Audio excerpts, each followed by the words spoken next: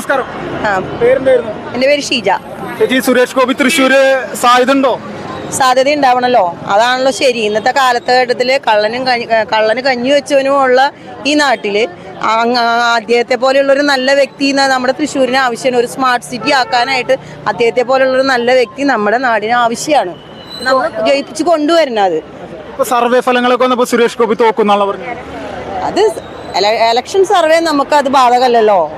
ജനങ്ങളുടെ മനസ്സിലല്ലേ ആ ഒരു വ്യക്തിയുടെ ഓരോ വ്യക്തികൾ അവരെ കാഴ്ചപ്പാടിനനുസരിച്ചാ വോട്ട് ചെയ്യുന്നത് അല്ലേ. അപ്പൊ നമ്മളുടെ ഒരു നാട്ടിലെ വികസനത്തിനെ എടുത്തിട്ട് വേണം നമ്മൾ ആ വ്യക്തിനെ നോക്കി വോട്ട് ചെയ്യാൻ. അല്ലാണ്ട് വീട്ടിൽ വന്ന് മുണ്ടും മടക്കി കുത്തി ഉത്സവപ്പറമ്പിൽ അവിടെ നടന്നുകൊണ്ട് ഒരു നേതാവ് ആവില്ല, ഒന്നും ആവില്ല. നമ്മുടെ രാജ്യത്തിന് വേണ്ടി എന്ത് ചെയ്യുന്നു, നമ്മുടെ അടുക്കളയിലേക്ക് പോകാണ്ട് നമ്മുടെ സമൂഹത്തിലേക്ക് എന്ത് കൊടുക്കുന്നു, അതാണ് യഥാർത്ഥ നേതാവ്. അങ്ങനെ നോക്കുമ്പോൾ സുരേഷ് ഗോപിയെ പോലെ കഴിഞ്ഞു വേറൊരു വ്യക്തി ഇല്ല. ആള് ഇവിടെ ജയിക്കുമെന്ന് പറയാനുള്ള കാരണം എന്താ? ആള് ചെയ്തുകൊണ്ടിരിക്കുന്ന ആള് കഴിഞ്ഞ വർഷം തോറ്റിട്ടും ഇവിടെ നമ്മളുടെ തൃശ്ശൂർ ശക്തനിലായാലും ശക്തൻ മാർക്കറ്റിലായാലും ആള് ചെയ്ത കാര്യങ്ങൾ 1 കോടി രൂപ ചെലവഴിച്ചിട്ട് ആള് മീൻ മാർക്കറ്റും അതൊക്കെ വിപുലീകരിച്ചു. അതുപോലെ ഒരുപാട് പേർക്ക് എന്താ പറയുക സഹായം, എല്ലാ വാഗ്ദാനങ്ങളും സഹായങ്ങളും ഒക്കെ ചെയ്തിട്ടുണ്ട്. അപ്പോൾ ഇനി അത് എന്തുകൊണ്ട് ജയിക്കാതെ നിന്നുകൊണ്ട്, അപ്പം ജയിച്ചു കഴിഞ്ഞാൽ എന്താവുന്നുള്ളത് ജനങ്ങൾ തിങ്ക് ചെയ്യണം. ഒരു നാടിന് വേണ്ടി ആ വ്യക്തിക്ക് ആളുടെ അധികാരം കൈപ്പിടിച്ചിട്ട് എന്തൊക്കെ ചെയ്യാൻ പറ്റുന്നുള്ളത്, അതാണ് നമ്മൾ ചിന്തിക്കേണ്ടത്, നമ്മളായാലും ജനങ്ങൾ ചിന്തിക്കേണ്ടത്. ചേച്ചി, നിയമനിയോജക മണ്ഡലത്തിൽ 2021 നിയമസഭാ തെരഞ്ഞെടുപ്പ് BJP ആകേണ്ടായിരുന്ന ഒരു സീറ്റായിരുന്നു കേരളത്തിൽ, ഒ രാജഗോപാൽ. പിന്നെ അതിനുശേഷം കുമ്മനം രാജശേഖരൻ BJPയുടെ സ്ഥാനാർത്ഥി വന്നു.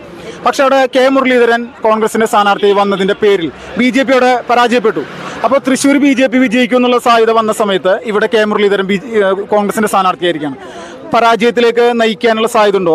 അതാണ് പറഞ്ഞത്, ഇന്നത്തെ നമ്മുടെ കാഴ്ചപ്പാടാണ്. നമ്മുടെ നാട്ടിൽ നമ്മളുടെ കേരളം എന്ന് പറഞ്ഞത് ഇപ്പോൾ ഒട്ടും മിക്കവാറും എല്ലാ സാഹചര്യങ്ങൾ കൊണ്ടും അടിയിലേക്ക് പോയി. അതിൽ നിന്നൊരു കയറ്റില്ല. ഇപ്പൊ ജീവിച്ചു പോകണം തന്നെ സെൻട്രൽ ഗവൺമെന്റ് തരുന്ന എന്തെങ്കിലും അക്കാപ്പിച്ച കേരളത്തിന് അവര് അത് തരുന്നു എന്ന് പറഞ്ഞിട്ട് നിൽക്കണം. അത് എന്താ പറയുക, കേന്ദ്ര ഗവൺമെന്റിന്റെ ഇതുകൊണ്ടാണ് ഇപ്പൊ ഔദാര്യം കൊണ്ടാണ് ഇപ്പൊ ജീവിച്ചു പോണത് വരെ. അല്ലാണ്ട് കേരള സർക്കാരായിട്ട് ഒരു വികസനവും ഈ നാട്ടിൽ ഉണ്ടാക്കിയിട്ടില്ല. ഉണ്ടല്ലോ, ഉള്ള വികസനങ്ങളും വ്യവസായശാലകളൊക്കെ അടച്ചുപൂട്ടിയിട്ടല്ലേ ഉള്ളൂ സ്വാഭാവികമായിട്ട്. അപ്പൊ ഇനി വരണമെന്നുണ്ടെങ്കിൽ തൊഴിലില്ലായ്മ എന്ന് പറയുന്നു. തൊഴിലില്ലായ്മ വേണമെങ്കിൽ എന്ത് വേണം? നമ്മുടെ നാട്ടിൽ വ്യവസായശാലകൾ വേണം. ഇൻഡസ്ട്രി കൊണ്ടുവന്നു കഴിഞ്ഞു കഴിഞ്ഞാൽ അനേകായിരം പേർക്ക് തൊഴിൽ കിട്ടും. അപ്പം അങ്ങനെയൊക്കെ കൊണ്ടുവരുന്നുണ്ടെങ്കിൽ എന്തായാലും തൽക്കാലം ഇവരെ കൊണ്ട് പറ്റില്ല നമുക്ക്. അപ്പം അതിന് നല്ലൊരു വ്യക്തി വേണം. ആ വ്യക്തിയെ സംബന്ധിച്ച് അതിന് ഇപ്പോൾ ഉള്ള 3 വ്യക്തികൾ, വ്യക്തിപരമായിട്ട് ഞാൻ ആരെയും 3 വ്യക്തികളിൽ നമ്പർ 1 സുരേഷ് ഗോപി ചേട്ടനാണ്. അത് ജയിക്കുക തന്നെ വേണം. മുരളീധരൻ എന്ത് ചെയ്യും? 1947 സ്വാതന്ത്ര്യം കിട്ടിയിട്ട് ഇന്ന് വരെ ഇന്ത്യക്ക് വേണ്ടിയിട്ട്, ഇപ്പൊ ഇന്ത്യയിൽ 1940 കോൺഗ്രസും ഇടതും ഒക്കെ കേരളം സംസ്ഥാന ആയാലും സെൻട്രൽ ഗവൺമെന്റ് ആയാലും ഭരിച്ചു. എന്ത് നേട്ടം ഉണ്ടായി? അത് നിങ്ങൾ പറഞ്ഞിരുന്നു അല്ലേ? ഞങ്ങളെ പോലുള്ളവർ ദീർഘവീക്ഷണമുള്ളവർ നമ്മൾ ചോദിക്കും, എന്താണ് നമ്മുടെ നാട്ടില് വികസനം ഉണ്ടായിട്ടില്ലെന്ന്. വികസനം കണ്ടു തുടങ്ങിയത് എത്ര മണിക്കാണ്? മോദി അധികാരത്തിൽ കയറിയതിന് ശേഷം. ഇപ്പോൾ നമ്മുടെ ഈ നാഷണൽ ഹൈവേ തന്നെ, ഈ നാഷണൽ ഹൈവേയുടെ ഏറിയ പങ്കും 75% സെൻട്രൽ ഗവൺമെന്റും 25% സ്റ്റേറ്റ് ഗവൺമെന്റും. ലാസ്റ്റ് ഈ 25% ഞങ്ങൾക്ക് തരാൻ പറ്റില്ല എന്ന് പറഞ്ഞിട്ട് സെൻട്രൽ ഗവൺമെന്റിൽ പോയി കാല് പിടിച്ച ആൾക്കാരാണ് ഇവര്. മുഴുവനും ഇപ്പം സെൻട്രൽ ഗവൺമെന്റാണ് എടുക്കണേ. അപ്പം നമുക്കൊന്നും നടക്കില്ല. അപ്പം ജയിക്കണം എന്നുണ്ടെങ്കിൽ നമുക്ക് നല്ലൊരു MP വേണം. ആ MPയുടെ ഫോഴ്സ് ഉപയോഗിച്ചുകൊണ്ട്, ആളുടെ ഫണ്ട് ഉപയോഗിച്ചുകൊണ്ട് ആള് തൃശ്ശൂരിനെ ഒരു സ്മാർട്ട് സിറ്റി ആക്കുന്നുള്ള കാര്യത്തിൽ 100% ഉറപ്പ്. K മുരളീധരൻ തൃശ്ശൂരിന് വേണ്ടി എന്തെങ്കിലും ചെയ്തിട്ടുണ്ടോ? അയാളെ സംബന്ധിച്ച് ഒന്നും ചെയ്തിട്ടില്ല. അയാൾ കരുണാകരനുള്ള കാലത്ത് ചെയ്തിരുന്നു. കരുണാകരന്റെ മോൻ എന്നുള്ളൊരു ലേബൽ മാത്രം. അല്ല. ചേച്ചി നമസ്കാരം. നമസ്കാരം. ചേച്ചി, സുരേഷ് ഗോപിക്ക് തൃശ്ശൂർ സാധ്യതയുണ്ടോ? BJPയുടെ പ്രവർത്തകയായോണ്ട് പറയുന്നതാണോ? അല്ല, സുരേഷ് ഗോപി ജയിക്കും. ഞങ്ങൾ ജയിപ്പിക്കും. കാരണം പറയും. സുരേഷ് ഗോപി ജയിച്ചാൽ കേരളം നന്നാവും. അതെ. ഈ സുരേഷ് ഗോപി തോൽക്കുന്നുള്ള സർവേകളാണല്ലോ വരുന്നത്. അതിപ്പോ മറ്റു പാർട്ടിക്കാർ പലതും പറയും. അത് നമുക്ക് നോക്കേണ്ട ആവശ്യമില്ല. ഞങ്ങൾക്ക് കുറച്ച് വിശ്വാസം സുരേഷ് ഗോപി ജയിക്കും. അതെ, ഞാൻ രാവും പകലില്ലാണ്ട് വർക്കിന് ഇറങ്ങുന്നുണ്ട്, കഷ്ടപ്പെട്ടുണ്ട്, ജയിപ്പിക്കും. അപ്പോ ഈ ഇടതുപക്ഷത്തിന്റെ സാധ്യതകള് വലിയ രീതിയിലാണെന്നൊക്കെ പറയുന്നുണ്ടല്ലോ രാഷ്ട്രീയ നിരീക്ഷകന്മാര്. അത് അവര് പറയുന്നതല്ലേ. മറ്റൊരു അത് പറയും, ഇവരിത് പറയും, ഞങ്ങളിത് പറയും. ഞങ്ങള് സുരേഷ് ഗോപിനെ ജയിപ്പിക്കും. ഞങ്ങൾക്ക് അത്രേ പറയുള്ളൂ. അതെ. ഇപ്പോ 7 ലക്ഷം സ്ത്രീ ജനങ്ങളാണ് തൃശ്ശൂരുള്ളത് വോട്ടർമാരായിട്ട്. അവര് ഏറ്റവും കൂടുതൽ സുരേഷ് ഗോപിക്ക് വോട്ട് ചെയ്യും സാധ്യത കാണുന്നത്. അതെ.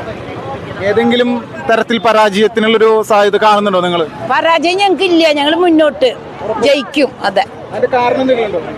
സുരേഷ് ഗോപി കുറേ കാര്യങ്ങൾ നല്ലത് ചെയ്യുന്നുണ്ട്.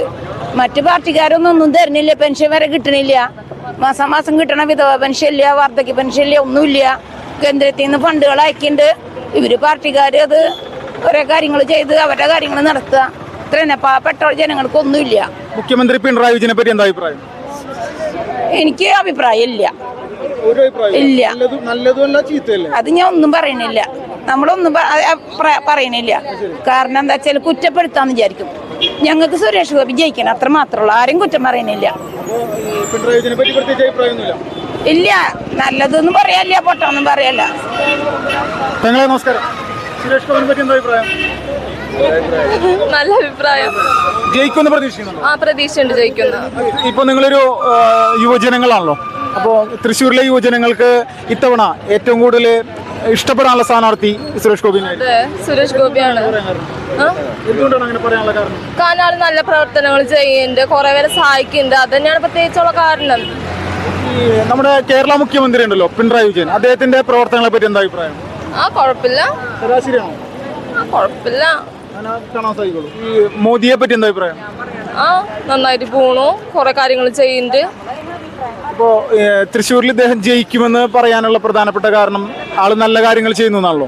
ഇപ്പൊ കരുവന്നൂര് ബാങ്ക് തട്ടിപ്പ് കേസൊക്കെ നിങ്ങൾ അറിഞ്ഞിരിക്കുന്ന കാര്യമല്ലേ? അപ്പോൾ ഇതിൽ യഥാർത്ഥ പ്രതികള് ഇടതുപക്ഷത്തിന്റെ ആളുകളാണെന്ന് പറയുന്നുണ്ട്.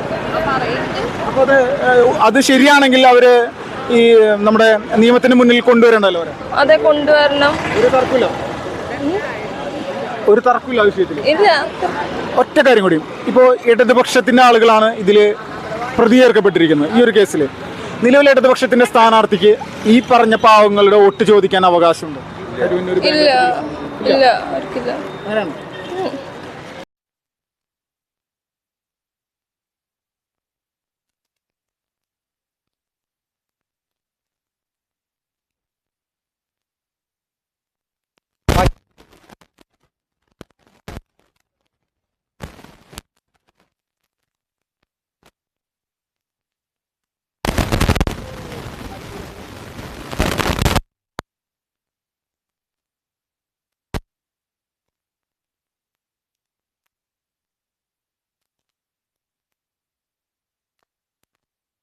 ഗോപിയാണ്. അതങ്ങനെ പറയാൻ കാരണം? സുരേഷ് ഗോപിക്ക് ഇവിടുത്തെ ജനങ്ങളിൽ ആഴ്ന്നിറങ്ങാൻ കഴിഞ്ഞിട്ടുണ്ട്. കാരണം ആളുടെ രീതിയിൽ ജനങ്ങൾക്കുള്ള സഹായം എല്ലാം കൊണ്ടും വളരെ മുന്നിലാണ് സുരേഷ് ഗോപി. ഒരു സംശയമില്ല. ഇപ്പോൾ ഇവിടെ കരുവന്നൂർ ബാങ്ക് തട്ടിപ്പ് കേസുമായി ബന്ധപ്പെട്ടുണ്ട് എന്താ പറയാനുള്ളത്? കരുവന്നൂർ ബാങ്ക് തട്ടിപ്പ് പിണറായി വിജയൻ ഒന്നും മിണ്ടുന്നില്ലല്ലോ. കാരണം ജനങ്ങൾക്ക് കൊടുക്കാനുള്ള കോടികൾ പറ്റി പോക്കറ്റിലാക്കിയ പാർട്ടിയാണ് ഇടതുപക്ഷം. അത് കൊടുക്കാനോ അല്ലെങ്കിൽ അതിനെപ്പറ്റി സംസാരിക്കാനോ അവർക്ക് ഇഷ്ടമില്ല.